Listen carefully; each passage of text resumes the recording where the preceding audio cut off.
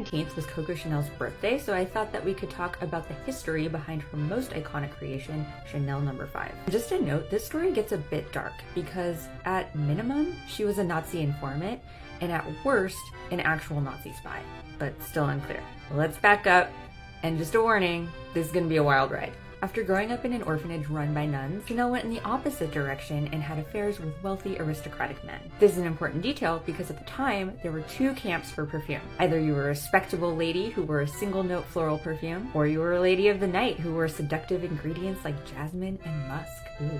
From about 1910 to 1918, she found success as a milliner and also a designer of sporty women's wear. Her shops were being financed by her two main squeezes, Etienne Balston, who was her French aristocratic lover, and Arthur Boy Capel, an English aristocrat. You're going to want to keep all of these details in your back pocket for later. This is a later picture, but in 1918, Chanel opened her fashion boutique at 31 Rue Cambon. The store is still in operation to this day. As a perk for her wealthy clients, she wanted to give them a perfume as a gift.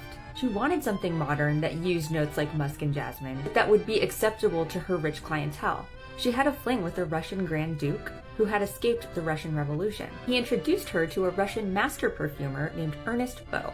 According to legend, he traveled all across the world trying to get the best ingredients for this perfume to show to Chanel.